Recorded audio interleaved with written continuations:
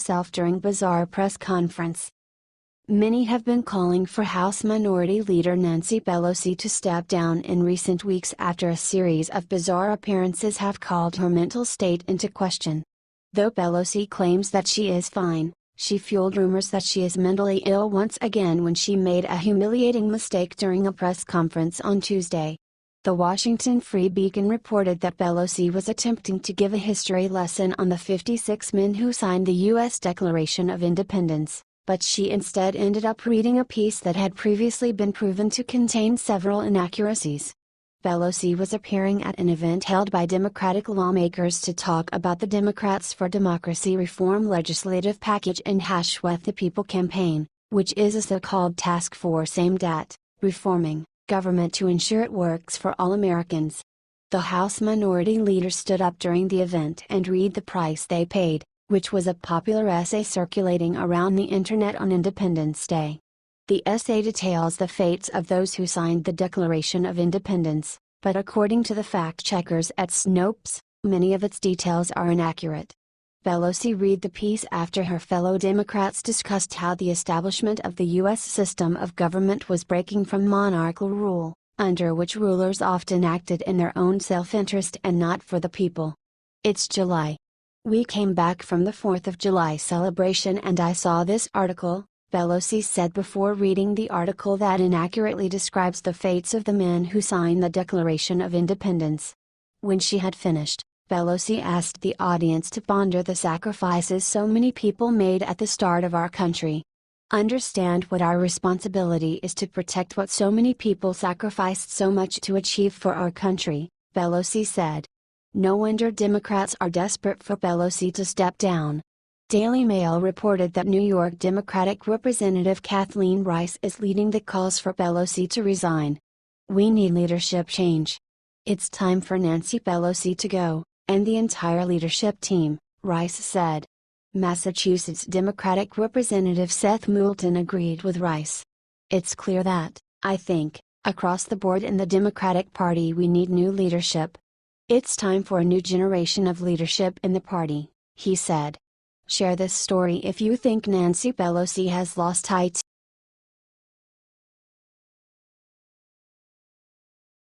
Breaking Barack Obama's $36 million secret revealed. Barack Obama often claimed that his administration was the most transparent one that this country has seen in decades. However, something was just revealed that confirms this could not have been further from the truth. Conservative Journal reported that it was just revealed that Obama spent a record $36.2 million of taxpayer money in legal fees to try and hide things from the press and from the American people. Thanks to the Freedom of Information Act, Obama should have turned over various records when he was asked to. However, he instead spent years and millions of dollars continuing to deny knowing the whereabouts of whatever was in question.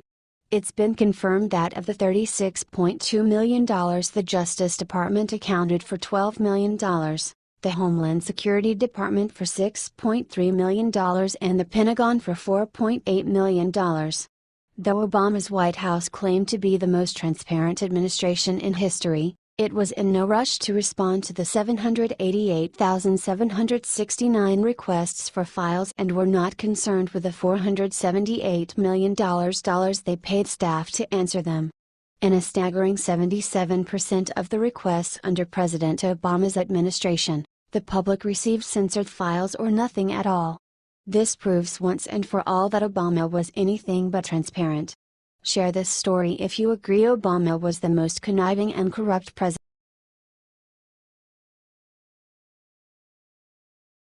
Exposed Republican Delta employee informed that Coulter was targeted on purpose in seat fiasco. Coulter, a famous rightist, is not backing down in the fight against Delta. The airline company gave the seat she had booked and paid for to another person.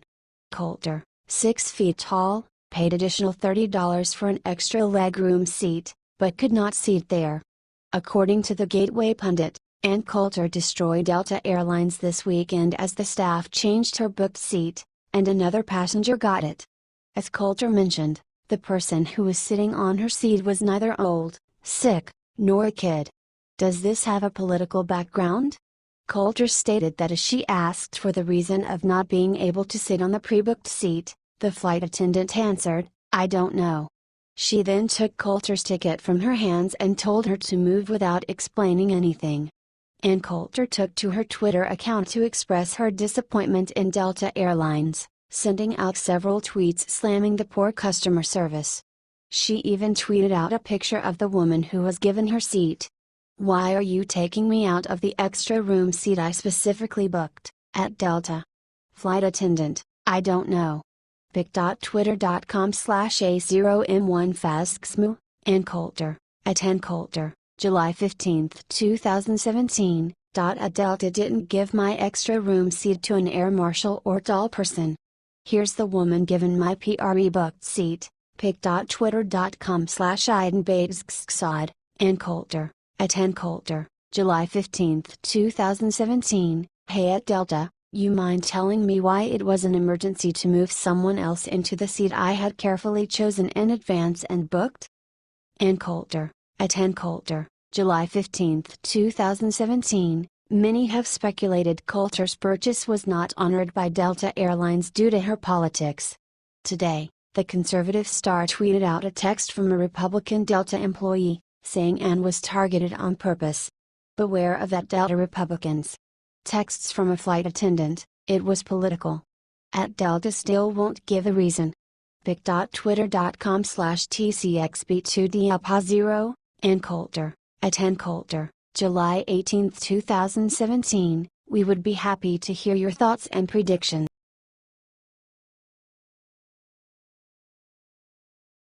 John McCain just got the worst news of his life today. Nobody saw this coming. Doctors have now warned that Senator John McCain's eye surgery is more serious than we thought. Mitch McConnell delayed the healthcare vote after news came out that McCain had a surgery to remove a blood clot above his eye. Now, we finally understand why McCain was asking such bizarre questions in the video below. McCain has been blaming his episodes on increasingly suspect things. He blamed the following video on the fact that he stayed up late to watch baseball, says the Global News. According to the New York Times, McCain sent a statement out on Saturday that said that he would be recovering in Arizona for much longer than previously expected. McCain's office said that the 2-inch blood clot was removed from above his left eye during a minimally invasive craniotomy with an eyebrow incision at the Mayo Clinic Hospital in Phoenix after doctors spotted it during a routine annual physical. McCain's communication director, Julie Tarallo, says there is no other information available. A craniotomy is an opening in the skull. Usually, a blood clot in this area would be a very concerning issue, said Dr. Nirupan Baxi, an assistant professor of neurosurgery at the Albert Einstein College of Medicine in New York City. Share this if you hope that McCain recovers. He's might be a fake Republican, but he is a real human. Prayers for his recovery. Thanks for reading.